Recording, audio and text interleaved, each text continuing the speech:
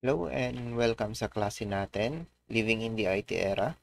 So, since this is our first meeting, ang agenda ko for today is to discuss to you the subject outline as well as the requirements to pass this subject. Okay, so umpisa na lang muna natin to simple introductions. So, uh, let's start by introducing myself. Okay, so I am Sunny Luigi Fernandez Prado, and I will be your professor for this subject. So I've been teaching in UL in the last 13 years, and I graduated my master's degree with master's in information technology, major in cybersecurity, and my doctoral degree of Doctor of Philosophy, major in development education in University of Luzon. So I am currently a professor and a full-time faculty member of College of Accountancy and currently teaching accounting information systems as well as this subject, living in the IT era, and other subjects as well. Okay, so as for the subject itself, okay, so let me just give you a short uh, description about this subject and what are the topics na pwede natin mapag-usapan. Okay. So, itong ano natin, itong subject natin, okay, it will be a navigation on the technological marvels and unprecedented connectivity na ang IT is nagpabago ng paano tayo makipag-interact ngayon sa bawat isa. Okay? So, from the moment the first computer flickered to life, humanity embarked on a journey that would forever change the way we live, work, and interact. So, living in the IT era delves deep into the heart of this transformation na iti-take natin and exploring the profound impact of technology on every facet of our lives. Okay? So dito, mapag-usapan natin, una, is syempre yung konting history and on how we connect to everyone. Okay? So, bukod pa doon is mapag-usapan din natin yung impact of technology as well as the different terms such as the new currency for today, which is the data itself, and how we can protect it by having this what we call data security and cyber security. Okay. So bukod din doon, mapag-uusapan din po natin yung impact ng social media paradigm and then the artificial intelligence. So there's more topic to discuss later on this subject and I hope na magamit niyo yung mga subject na yun sa uh, iba't ibang uh, gawain nyo sa buhay-buhay. Okay. So, that's it for the introductions muna ng subject natin. More to discuss na lang in the latter part of the subject. Okay. So, meron din tayo noong mga tinatawag na subject requirement. Okay. So, umpisan natin. Okay. So, the subject requirement is, syempre, the students are expected to complete the course with the following uh, items. Okay. Kailangan makompleto natin to or makomply natin yung mga kailangan. Okay.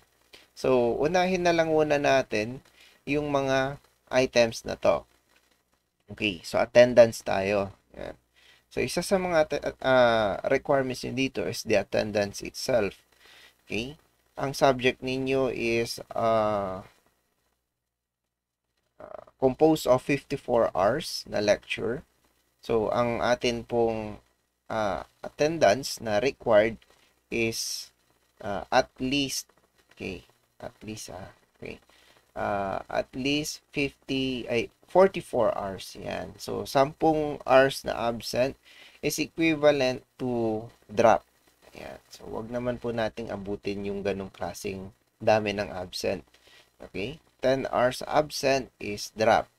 three times na late or tardiness is equivalent to 1 absent. Okay, so take note lang po doon. Okay.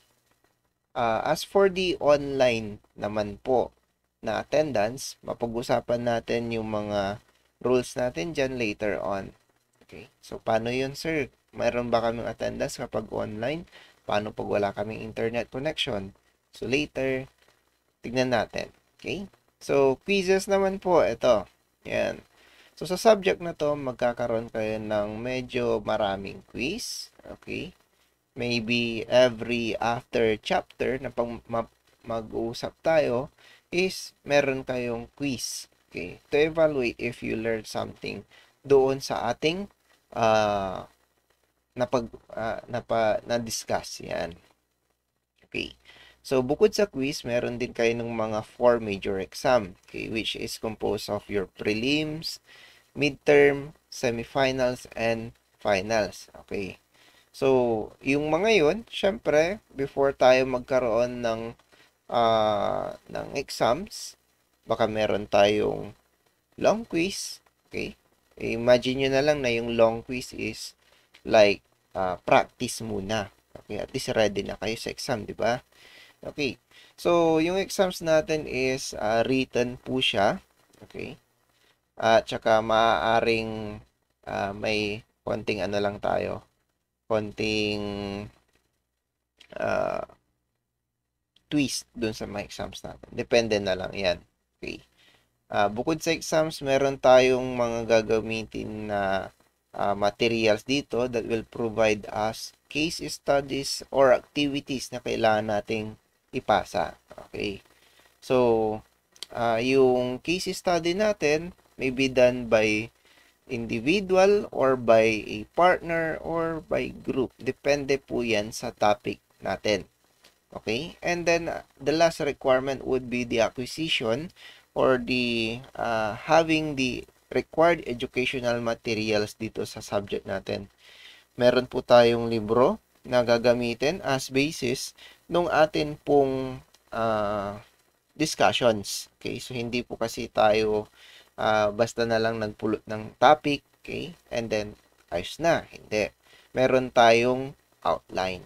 Okay? So, magagaling po yun sa libro natin. So, yung libro natin is, ang title po niya ay Weaving Tapestry of Technology, a Guide in Living in the IT Era. Okay? So, tanongin nyo na lang po siguro kung available na po ito sa ating bookstore. Okay. So, next naman po, ayan, please do take note that failure to comply with will result in either incomplete or drop grades. So, for example, nakalimutan mong mag-take ng isang exam or hindi ka nag-take ng isang exam, pwede kang magkaroon ng incomplete grades. Ayan. Hindi mo minomonitor yung attendance mo. Sobra ka na sa 10 hours na absent.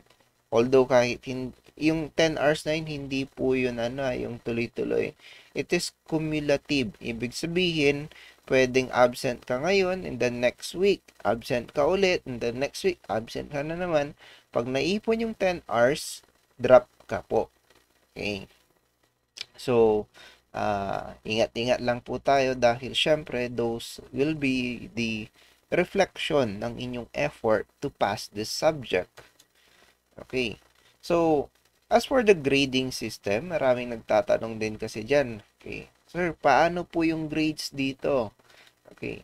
So, the grading system that will be implemented in this subject will be the current university standard of 60-40 transmutation. So, ito po yung naka-implement ngayon sa ating university. And, para maintindihan natin yung 60-40 transmutation, let's say meron tayong example na 10 items na quiz. Ayan. Pag sinabing 60-40, i-compute natin yung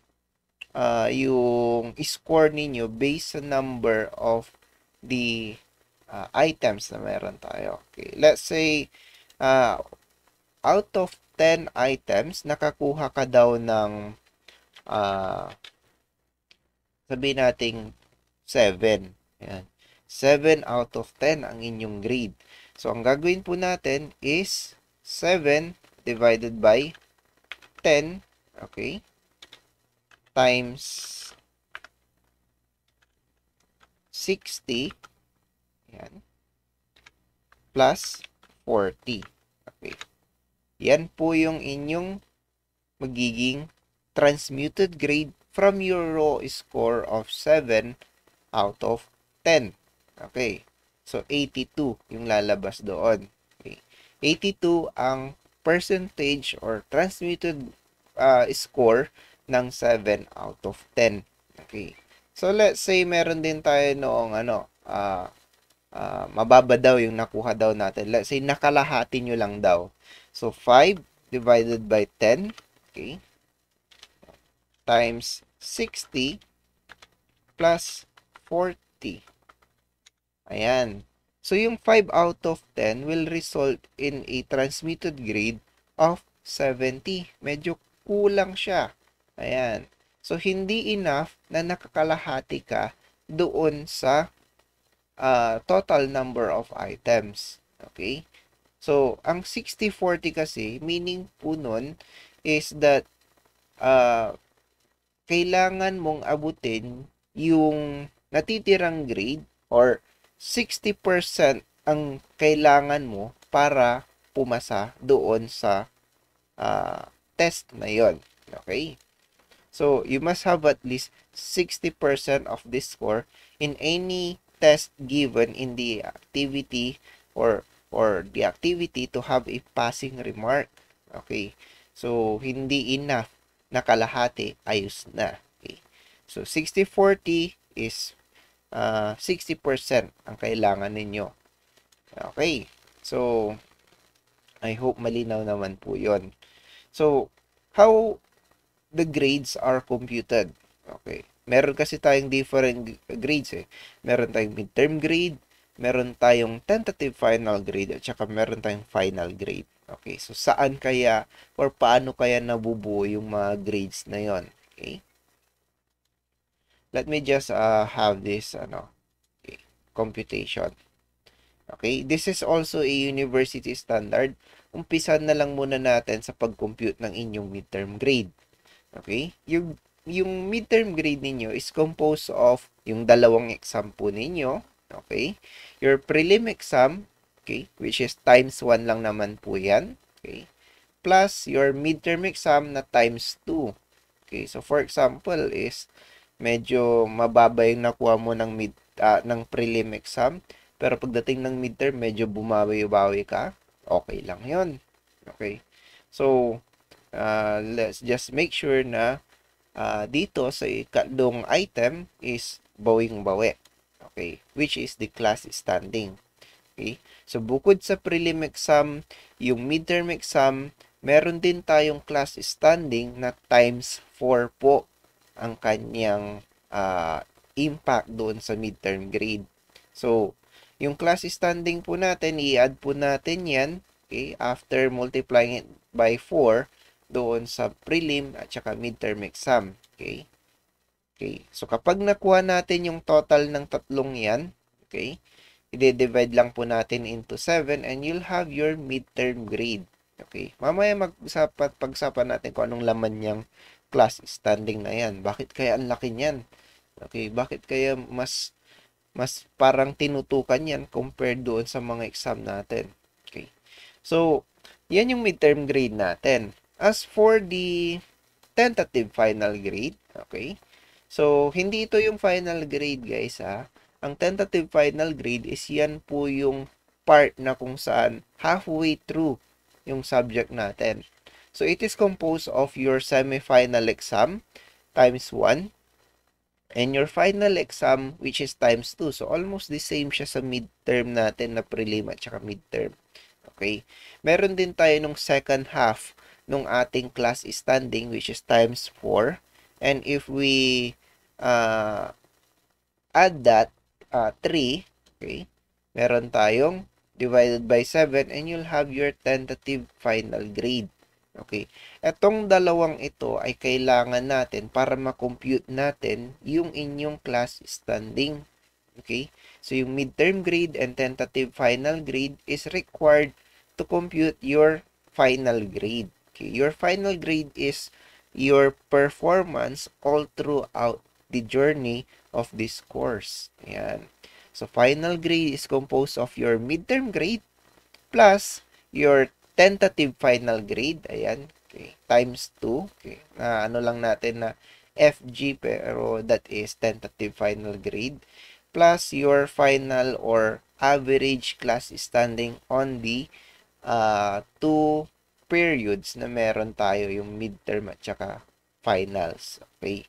So, pag na-compute na natin yan, that is your final grade. Okay. So, pwede pa rin tayong bumawi on the second half uh, ng ating subject. Okay. Let's say sa una medyo alanganin tayo, bumawi ka ng midterm. Pagdating ng semis, tinuloy-tuloy mo yun, and then finals, na okay na yung performance mo, then you're good to go. Okay, let's just make sure na 60% ang nakukuha natin, minimum of 60% ang nakukuha natin in every activity na meron tayo sa subject na to. Okay, so ano nga ba yung class standing na yan? Bakit kaya laki niyan?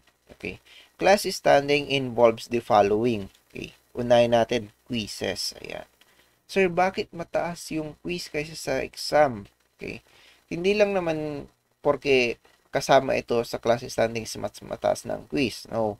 Ang quiz kasi is a part of your yung every topic na evaluation. Okay? So, makikita natin yung performance nyo in all throughout each topic. Hindi lang yung bundled topics parang ganun sa exam natin. Okay. So, bukod sa quizzes, okay, nakahalo po din sa class standing natin yung mga activities natin. Okay, kung meron man tayong activity either physically or meron din tayong written activities sa ating subject. Okay. Bukod din doon is kasama din po sa class standing ang class participation or recitation. So, it's not enough na pumasok ka lang. Okay, you have to participate, you have to engage in the class discussions in order to have a good class standing. Otherwise, sabi nga nila, iba po ang pumapasok sa nag-aaral at saka nakikipag-interact sa klase. Okay? So, hindi enough na nagpapacheck ka lang ng attendance. Okay. And then, the last item on our class standing is, of course, the class attendance. Yan. So, hindi rin enough na a-attend ka lang pag may exam, a-attend ka lang kapag may quiz, mga ganon. Ang attendance ninyo will reflect your effort in order to pass this subject. So, lahat ng to ay nagko-compose ng ating class standing. So, mapapansin ninyo, these are all about efforts. Okay? So, bukod sa exam, ang effort natin, ang tinitingnan natin as basis ng inyong mga grades. Okay? Effort to pass every quiz, every activity, to participate in the class or recite kapag merong mga questions, and then the attendance na meron tayo. Okay. So, yung mga iba kasi papasok lang pag exam. No, wag yung gawin 'yon kasi mababa ang inyong class standing. Okay. So, meron din tayong usapin tungkol sa mga class records. Okay. Sir, pwede ba naming i-monitor kung kamusta na yung grades namin or baka alanganin na kami or ilan na ba ang kailangan ko or ilan na ba ang estado ng aking mga grades. Okay. So, when it comes to class record, no worries. Everyone has the right to monitor their own progress, or performance, or results. Anyways, grade nyo naman yan eh. Okay? I'm just recording your performance. Okay? So this will be reflected in the class record for transparency purposes. So baka mamaya kasi inisip na baka magic yung grade. No. Ang ano po natin dito is that everyone has the access to the class record of themselves, okay? Para makita nila kung sila ba ay kailangan ng mag-effort pa dahil alanganin na or okay naman yung tinatakbo ng kanilang mga grades, okay? So, every activity, quizzes, and exams, lahat ng score po ninyo will be given to you para at least alam ninyo kung ano yung transmutation nun. Okay. So, lahat ng exam natin, papakita po natin yung mga scores sa prelims, sa midterms, sa semifinals, and syempre, yung finals po natin. Okay. Kailangan po kasi natin yan for validation na okay pa yung ginagawa natin sa klase. Okay. May mga questions din tayo regarding different grades. Tulad na lang po ng kailan ba ako magkakaroon ng incomplete grade. Okay. So, what are the instances or scenario that I'll have an incomplete grade? Okay. So, magkakaroon ka lang po ng incomplete grade if you miss a class activity during the semester. Okay. It might be quiz, it might be exam, activity, or case study. So, non-compliance of subject requirement can result to incomplete grade. Okay. So, for example, wala kang na-present na activity, wala kang materials para doon sa subject natin, then maaari kang magkaroon ng incomplete grade. Okay. Bukod doon, okay, incomplete grade is just given if a student has the chance to have a passing grade if he or she completes the subject requirement. Hindi po porke kunwari failing yung grade ko tapos pwede ba akong ma-incomplete na lang para hindi maging failed yung grade ko? No. Unfair po 'yun pag ganon. Okay? Ang incomplete ay ginagawa po siya kapag meron lang na miss na activity, exam, or quiz. Pero kapag kompleto ka naman kasi sa lahat ng mga yun, pero ang grade na na-compute ay failing, then ibang usapan po yun. Okay? So, what are the instances that I'll have a failing grade? Yun na po yun. Okay? If you have completed all subject activities as well as the requirements, but the computed grade is below 75, then you'll have a failing grade. Okay? So, hindi po porke malapit na 74, 73 is incomplete na lang sir kaysa naman failed. Okay? Unfair po pag ganon. Okay? So, kasi kompleto ka naman ng requirement pero yung grade mo ay hindi umabot ng 75. May mga iba kasing estudyante, hindi ko naman nilalahat, that yes, pumapasok sila pero hindi sila nagpa-participate. Okay? Nagtitake sila ng mga quizzes, pero yung mga scores naman nila ay hindi man lang maka 60%. Okay. Nagtitake sila ng mga exam, pero halos wala silang makuha. Kompleto nila lahat ng requirements at iniisip nila na since kompleto sila, may grade sila. Okay. Yes, may grade sila. Failed nga lang. Okay. So, wag naman po sanang ganun ang habit natin sa studies. Okay. So, I hope na gawin natin yung part natin. Okay. So, bukod doon, merong mga questions din naman na, ito, is attendance in online classes required? Okay, ito. Meron kasi tayong dalawang klase ng online class. Meron tayong live or synchronous, at saka meron tayo noong asynchronous. Okay?